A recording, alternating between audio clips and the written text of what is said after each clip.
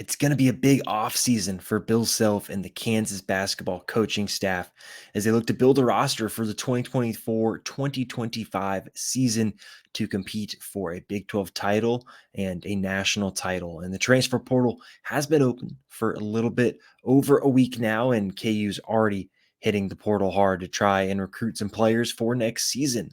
But there's some big needs that Kansas has to fill this offseason. And like we discussed in our previous video, they're going to be dependent on some decisions that are going to unfold over the next week to 2 weeks to maybe even a month. It's going to start with who decides to go to the NBA and who decides to come back. Hunter Dickinson, Johnny Furphy, they've got decisions to make.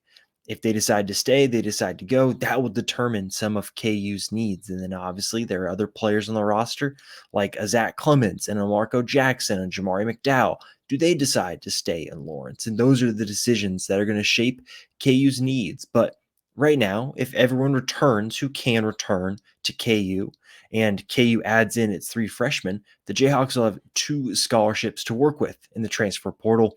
And if you look at what KU lacked this season and what KU is losing in someone like Kevin McCullough, there's a big need for Kansas at a scoring guard position. Obviously, DeJuan Harris, you expect he's going to start next year for KU, and you need to have a big time scoring 2 guard next to him, someone that can space the floor, can create their own shot, and also can handle the basketball.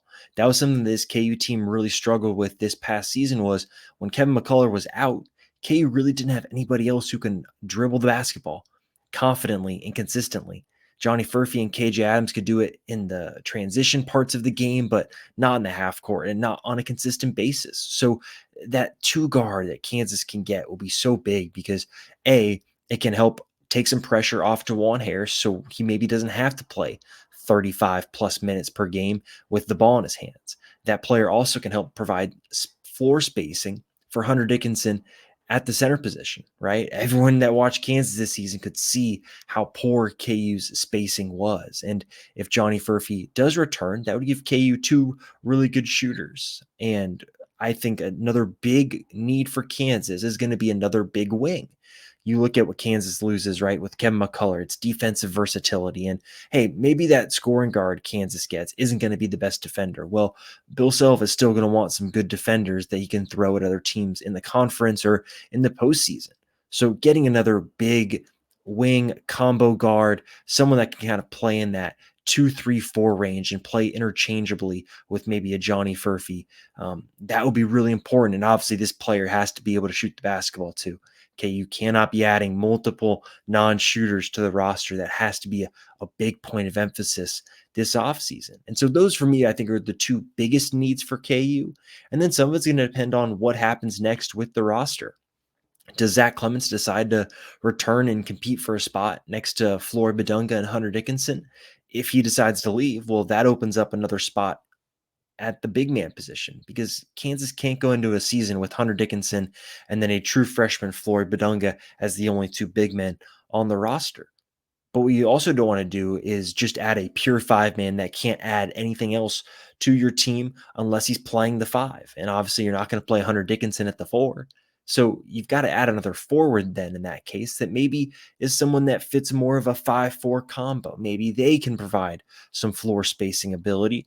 And that would also give Kansas more offensive versatility to where if you are able to play someone like that, maybe alongside KJ Adams, maybe there is a way in which KJ actually ends up being the 5. And we've seen how good KJ Adams can be when he's playing on that short roll in the pick and roll, when he's playing the small ball 5. Like that's a role that can kind of fit him. But on the other end, he's still able to offer that versatility, switching 1 through 4 on defense.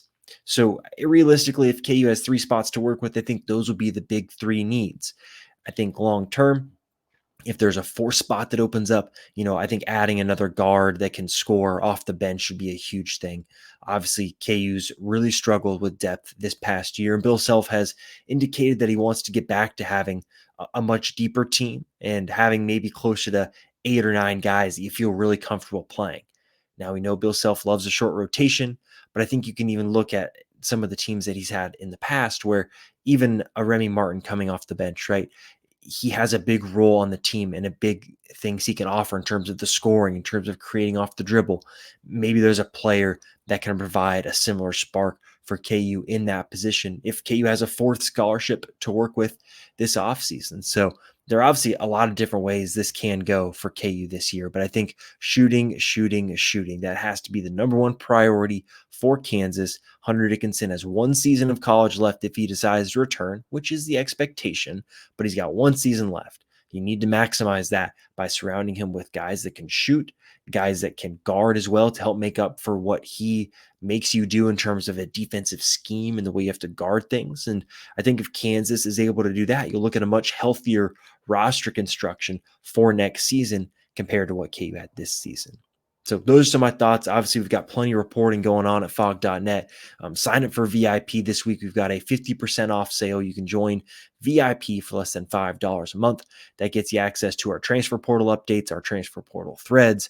Obviously, our national college basketball analysts are also active in those, just talking about the portal and the targets that Kansas has and some of the other things going on around college basketball. So as always, stay tuned to fog.net for all sorts of Kansas coverage, and we'll have you up to date with information all about Kansas all throughout the offseason.